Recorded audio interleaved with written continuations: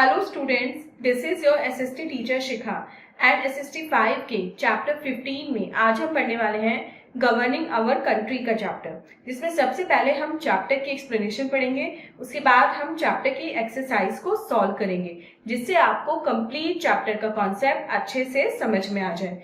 So without wasting any more time, let's get started. So students, this is our today's chapter number 15 and the name of the chapter is governing our country. इस चैप्टर में हम पढ़ेंगे अपनी country की government के बारे में। तो सबसे पहले लर्निंग ऑब्जेक्टिव्स में देखते हैं आज हमें कौन कौन से टॉपिक पढ़ने हैं। First is the government of India, branches of government of India, the union executive, the union legislature and the judiciary. ये सारे टॉपिक आज हम अपने इस चैप्टर में कवर करेंगे। तो लेट्स वार्म अप सेक्शन में देखते हैं आज हमें कौन सी एक्टिविटी परफॉर्म करनी है।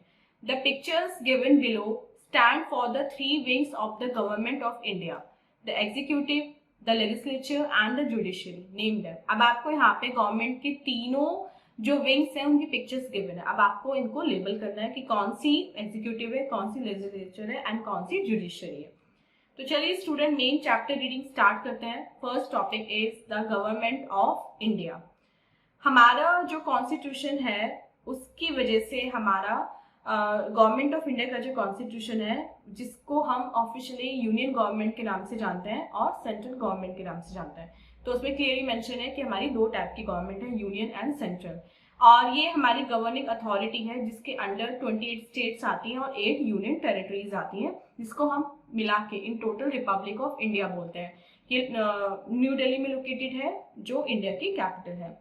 आप पढ़ते हैं branches of government of India. तो यूनियन गवर्नमेंट जो है उसकी 3 ब्रांचेस है, एग्जीक्यूटिव, लेजिस्लेचर एंड जुडिशरी। तो सबसे पहले पढ़ते हैं द यूनियन एग्जीक्यूटिव के बारे में। इसमें आते हैं the president and the vice president. At the head of the union executive हमारे होते हैं प्रेसिडेंट ऑफ इंडिया। जो प्रेसिडेंट ऑफ इंडिया है वो एक इनडायरेक्ट इलेक्शन के थ्रू इलेक्ट किए जाते हैं, मतलब इलेक्ट तो वो 5 ईयर्स के लिए किए जाते हैं, लेकिन उनकी जो वोटिंग सिस्टम होता है उसमें जो कॉमन पीपल हैं वो इन्वॉल्व नहीं होते हैं। और इसी तरह से वाइस प्रेसिडेंट भी इलेक्ट किए जाते हैं, जिनका मेन काम होता है एक्स ऑफिशियल चेयरमैन है ना काउंसिल ऑफ स्टेट्स की, यानी कि राज्यसभा की। लेकिन अगर कोई वैकेंसी होती है या जो प्रेसिडेंट है वो रिजाइन कर देते हैं किसी वजह से, या उनकी डेथ हो जाती है या उनको हटा दिया जाता है, तो वाइस प्रेसिडेंट फिर प्रेसिडेंट की तरह काम करते हैं, और जब तक कोई नया प्रेसिडेंट ऑफिस में नहीं आ जाता या उसको इलेक्ट नहीं कर लिया जाता। तो प्रेसिडेंट की बहुत सारी पावर्स होती हैं, और जिसमें है पार्डनिंग पावर, किसी की फांसी माफ करना, ordinance making power and restricted veto power over the union legislation. Next आते हैं फिर हमारे council of ministers. Though formally जितने भी एग्जीक्यूटिव पावर हैं वो प्रेसिडेंट के पास है, लेकिन वो काउंसिल ऑफ मिनिस्टर्स के एडवाइस पे कोई डिसीजन लेते हैं जो लोकसभा को रिप्रेजेंट करता है। अब काउंसिल ऑफ मिनिस्टर्स के हेड होते हैं प्राइम मिनिस्टर, जो यूनियन एग्जीक्यूटिव के फंक्शनल हेड भी होते हैं।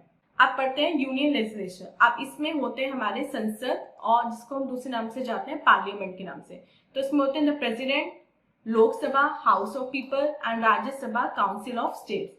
प्रेसिडेंट की अगर बात करें तो making the president A part of the parliament is in conformity with the principles and traditions of a parliamentary form of government. जो प्रेसिडेंट होता है वो पार्लियामेंट को हर साल एड्रेस करता है उसके फर्स्ट सेशन के टाइम, और जब भी लोकसभा का इलेक्शन होता है उसके जस्ट बाद प्रेसिडेंट सभा को संबोधित करता है। वो पार्लियामेंट के सेशन को भी बुलाता है और लोकसभा को डिसॉल्व भी कर सकता है on the advice of council of ministers. वो राज्यसभा या लोकसभा का एक ज्वाइंट सेशन भी बुला सकता है। लोकसभा क्या होती है? अब लोकसभा जो है वो पीपल रिप्रेजेंटेटिव बॉडी है, इसको हम हाउस ऑफ द पीपल या लोअर हाउस के नाम से भी जानते हैं।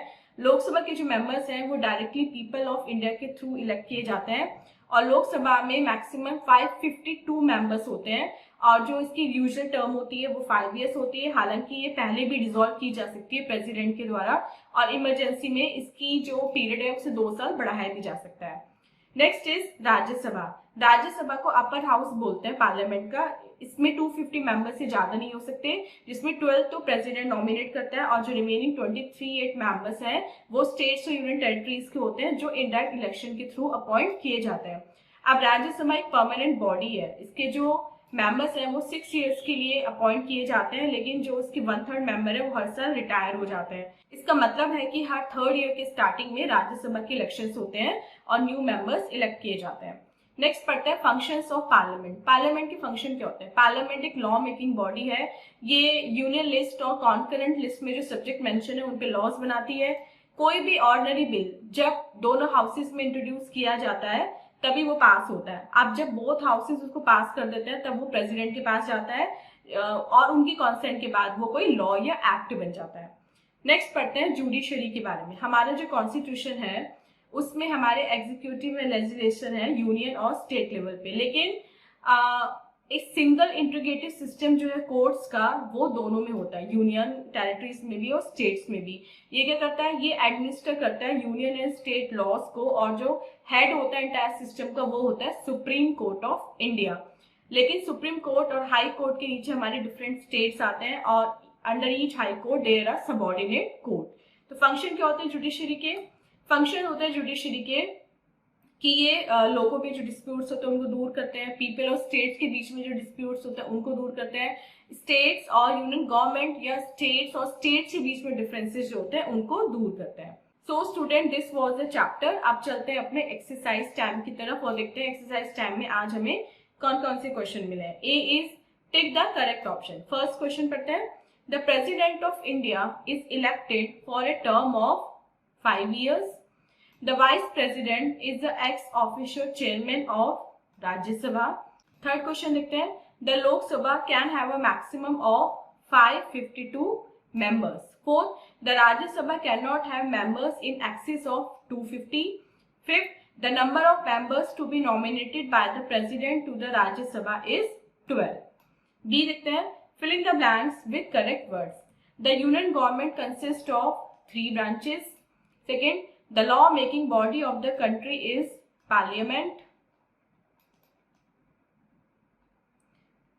Third, 28 states and 8 union territories collectively are called Union. Fourth, the members of the Rajya Sabha are elected for a term of 6 years. And fifth, the President of India is elected by an indirect election. C देखते हैं. Write true or false for each statement. First, the Attorney General is appointed by the President. Yes, true. Second, the Rajya Sabha is the lower house of the Parliament. False. The Supreme Court of India is the highest court in India. True. Fourth, the President has pardoning power. True. And fifth, President of India is not a part of Parliament. False. So student, this was exercise. I hope आपको complete chapter with explanation अच्छे से समझ में आ गया है। And this was our today's video. मिलते हैं अपने next video में इससे next chapter की explanation के साथ। Till then आप अपना बहुत बहुत ध्यान रखिएगा and bye bye.